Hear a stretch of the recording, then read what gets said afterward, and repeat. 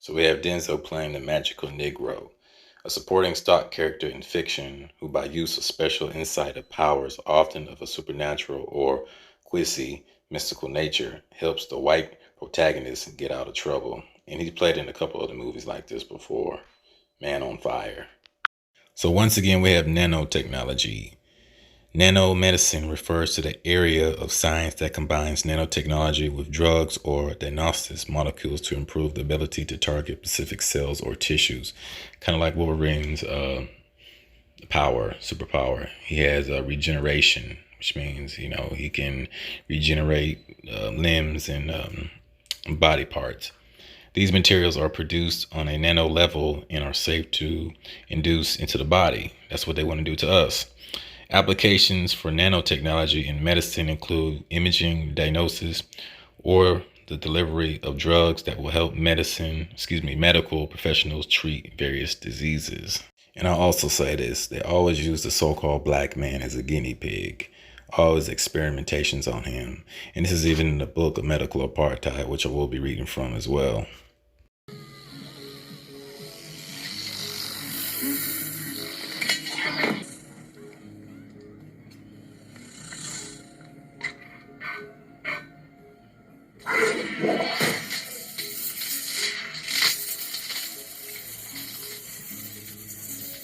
What you're seeing is millions of nanomachines suspended in colloidal solution, absorbing the glass molecules and using them to regenerate the snake.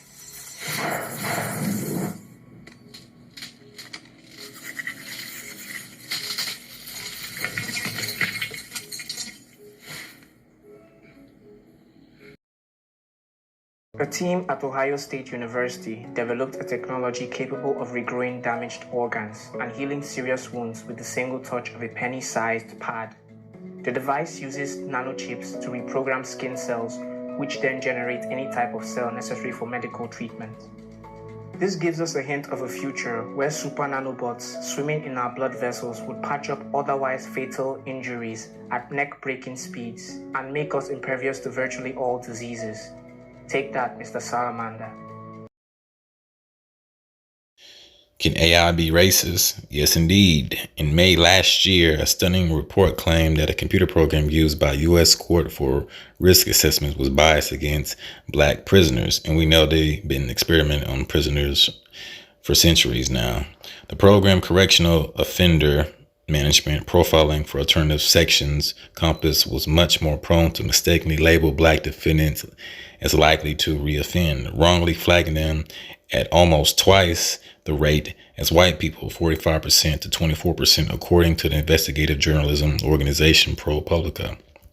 Compass and programs similar to it were in use in hundreds of courts across the U.S., potentially informing the decision of judges and other officials.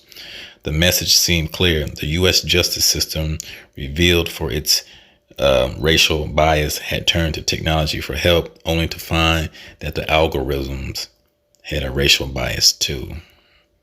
I mean, wow. I mean, that's nothing to be shocked by. I mean, you program it to be racist and biased, so this is what you get. Which God would that be? The one who created you, or the one who created me? You see, in your world, the Lord giveth and the Lord taketh away, but in my world, the one who gave me life doesn't have any balls. Very extremes of our transhumanist undertaking, we humans could forego our organic bodies altogether, opting for a more durable cybernetic vessel, or simply digitizing our consciousness, which would allow us live forever. Well, technically. Now, some may argue at this point that anyone who's gone this far can no longer be termed as a human. But do we really know what it truly means to be human? But I couldn't bear to lose my son. But you did. I got a language in my head that I don't speak. It's not just digital, it's alien. One of the great things about transhumanism is it's kind of what we call transhumanitarianism. There's this idea that we're really trying to help people. We're really trying to solve suffering, solve medical issues. And exoskeleton technology is one of the most important. About a third of everybody on planet Earth has some type of mobility issue. So exoskeleton technology is really leading the way in terms of getting people to be able to be mobile again and do things like that. And what's really interesting is also that you think you can't climb Mount Everest, but there's a chance sometime in the future you may be able to climb Mount Everest just because you have exoskeleton technology. There's also the idea that you might be able to run a marathon. As I wrote recently for the New York Times, you get the exoskeleton technology working well enough, you'll be able to run on water. I mean, this stuff is really incredible. So can you imagine running a marathon on water? Well, this is what people want to do with exoskeleton technology. Now, I would say the biggest thing about transhumanism, where a lot of people go for getting into pocketbooks of investors, is really when you start talking about disabilities. A huge amount of people around the world have disabilities. So we already have things like this, the Argus 2, which allows a blind person to basically see, navigate streets, go into rooms and things like that. So I think, overcoming disability is really a huge part of also what we're doing. And that goes as far as cochlear implants with deafness. We don't really have deafness anymore on planet Earth. People that are born that can't hear end up having a cochlear implant put in, if they're allowed. There are some cultural differences too. But deafness as a disability has been mostly wiped out due to radical technologies. Again, transhumanist technologies. And of course, one of these things is putting implants in your body, implants in your brain, implants in your arms, as I have in my hand, implants in your body, implants in your brain, implants in your arms, as I have in my hand, and doing all sorts of things. We call this biohacking. Computer into an android. Nanotech synthetic organism, to be precise. Mr. Barnes, this is a full pardon. It authorizes your immediate release. You catch said 6.7 for us, and you're a free man. If I don't? And you serve out the remainder of your sentence. What if I try to escape? You can't. They're gonna tag you with a microlocator implant. They're gonna tag you with a microlocator implant. We're gonna know where you are every second for the rest of your life. In the meantime, Mr. Darrell Lindenmeyer's made himself very scarce. Implant is ready.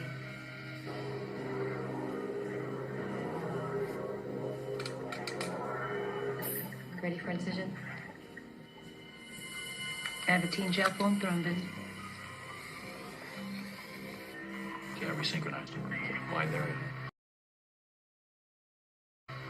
I'll be right there.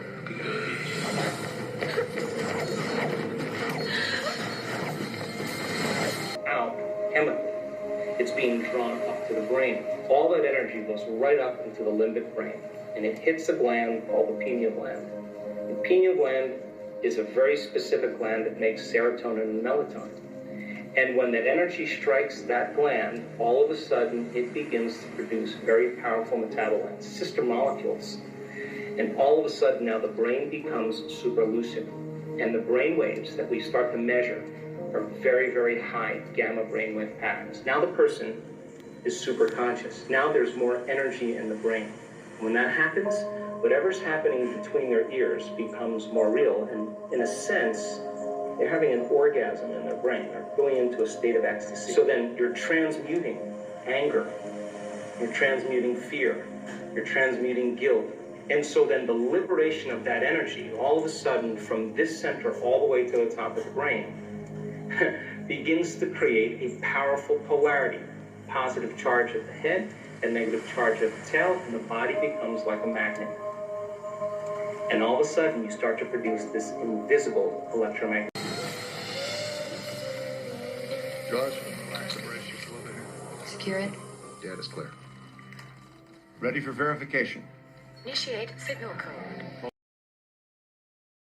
I'll be reading from the Medical Apartheid, the Dark History of Medical Experimentation on Black Americans from Colonial Times to the Present. Real good book. It's only $12 to $13 on Amazon. I'm going to be reading the portion MK Ultra Mind Control.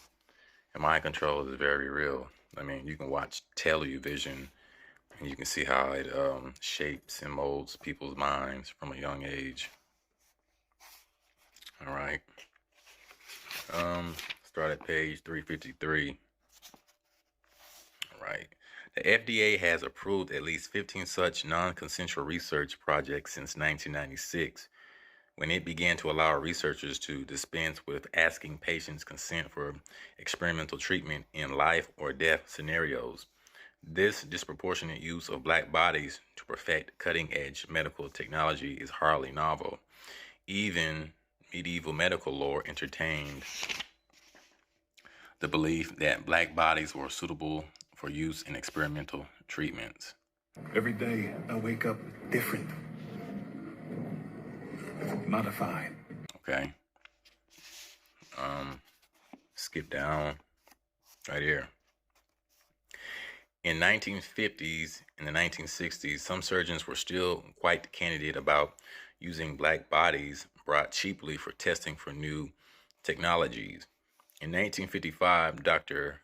Harry Bailey was a promising and ambitious young Australian psychiatrist who was remembered by friends and foes alike as possessed of a prominent, arrogant streak. As a World Health Organization traveling research fellow, Bailey had worked in several countries and in Chicago before he arrived in New Orleans for a faithful collaboration with Dr. Robert Heath at Tulane University.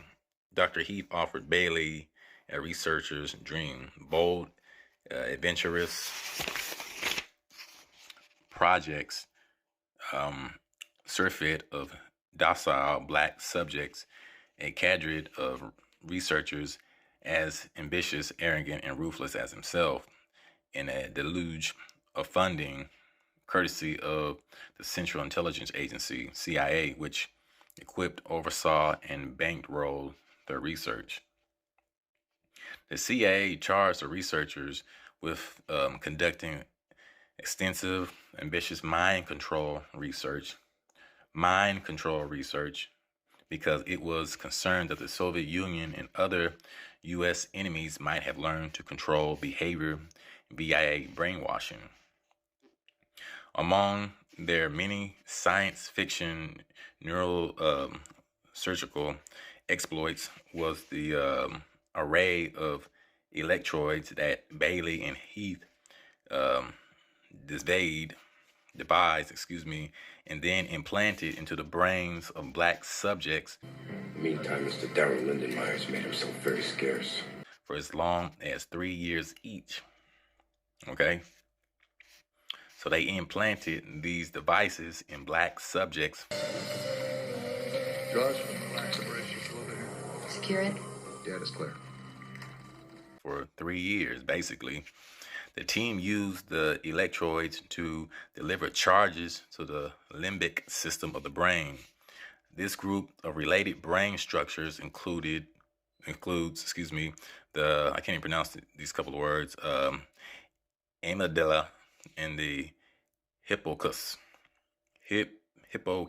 or something like that, and the septum, which are key to emotions and judgment.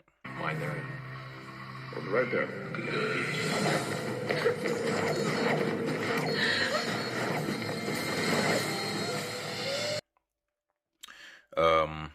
By stimulating these areas, Bailey invoked pleasure, pain, joy, anger, sexual arousal, and other powerful emotions to his black subjects at will.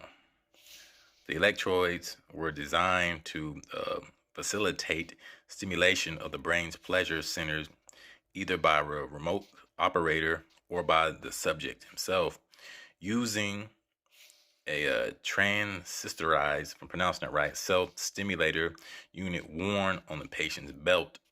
Bailey did some of these experiments on black prisoners in New Orleans, Louisiana State Penitentiary, but made no mention of how he gained access to other hospitalized patients for such experiments or whether any sort of consent had been sought. So I like to say also, when you see a lot of these crimes, especially in Hollywood and you know, the mainstream media, you know, you got your sleeper agents out there, you know, just like in the movie The Manchurian Candidate. Going to drill a tiny hole in the skull, which will allow delivery of the new implant. I mean, they can turn it on just like that. So this is nothing new, but you wonder why people do certain things that they do. You don't know who's under control. You know, that's just my opinion. All right. Either he nor Heath ever mentioned what they told the patients, but Bailey reminisced about his methods at Tulane when speaking to a group of nurses in Chelmsford back in his native Australia 20 years later. Well, now this goes back to America. When I was working in America in New Orleans, there was experimental work being done there on cats, where they found that if you put electrodes down on the interior part of the brain and in the septal region between the two hemispheres and down, right deep down, sort of here, put electrodes in here, that you strike an inaudible, which has something to do with screwing and orgasm and pleasure and satisfaction. If they put a wire in this and took it out and put it onto a push button, the cat would very quickly know that if it pressed the button, it got a little chop. And this was sort of a little orgasm. And so the cat would go pop again and got the taste of it. And the cat would go pop, pop, pop, pop. Here was something important. What did you make of it?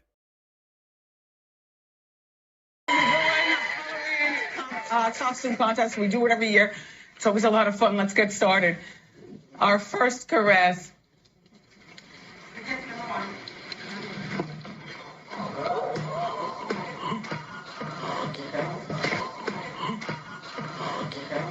That was not a stunt. I'm overheated in my costume and I did pass out. But you know what? I'm a champ and I'm back. So in New Orleans, where it was cheaper to use niggers, I repeat, so in New Orleans, it was cheaper to use niggers than cats because they were everywhere and cheap experimental animals. There wasn't much working there. The people we had been picking for the operation has sick, SIC, really been at the bottom of the can. Nothing is going to help them. Shoot them is the only thing. So they started to use them, Negroes, patients in hospitals, and so the same area. A little box was put on their paws with a button. They just went around pop, pop, pop all the time. Continuous orgasms.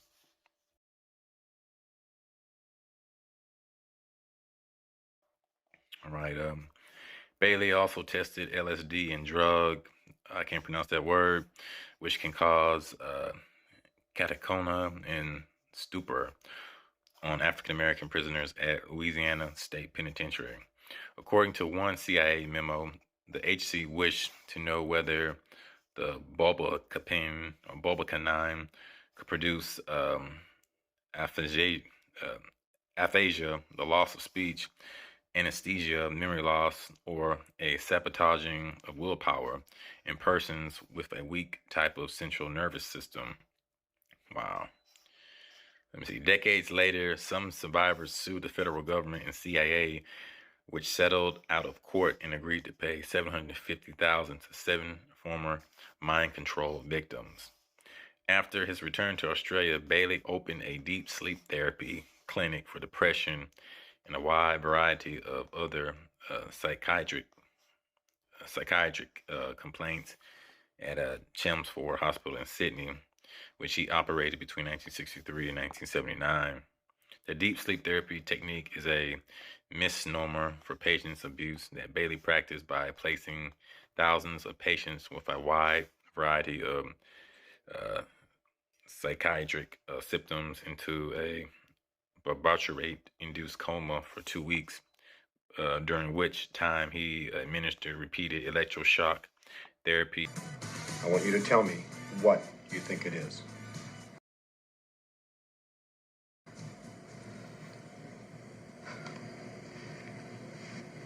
Square. Good guess, but wrong. And implant electrodes and even metal plates into many of their brains without their knowledge or consent. Look at Kanye West.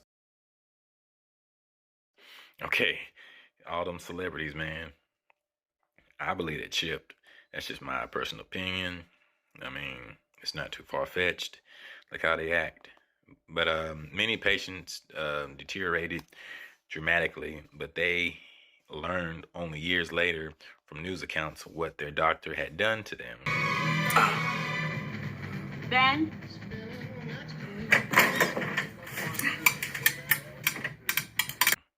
I remember when Britney Spears shaved her head and bald, or that Amanda Bynes. That's Hollywood for you. Anyway, he sexually abused some of the women patients. Scores of patients died, although Bailey concealed the true number of arranged for many worsened patients to be shipped off to other hospitals, where they died without ever regaining consciousness. Australian courts attribute at least 65 of his patients' death to unlawful and negligent treatment. But rather than face criminal or a criminal trial, Bailey committed suicide in 1985 with Tuno, a barbiturate that he had used to destroy the minds of his victims. That's crazy, man. Let me see. In his 1967 work, Human Guinea Pigs. In his 1967 work, Human Guinea Pigs. You want to tag me like I'm some kind of animal? You want me to go out and risk my life to clean up your mess? The physician Maurice H. Papworth chronicled the use of black subjects to perfect new medical technologies. Man, that's crazy, man. That's why I don't trust these hospitals. It's just too much negative history. And I believe, the Most High gave us dietary laws. I mean, in some cases, you do have to go to the hospital, but, man, knowing all this dark history, man, you don't even want to go to no hospital.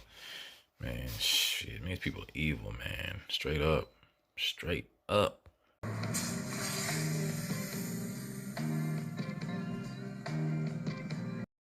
So who are the Minoans? Now, there's archaeologists saying that they are Caucasians, but we know from the pictures, ancient pictures, they were people of color, which we'll call so-called black.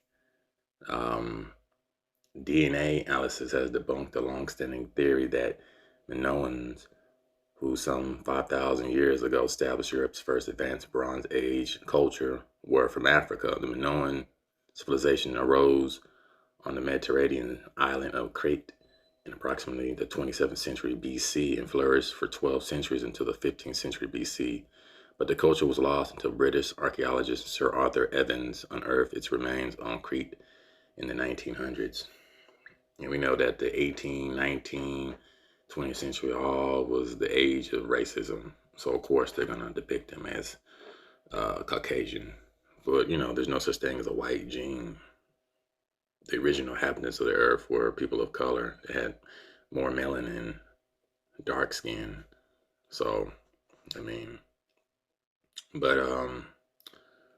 see.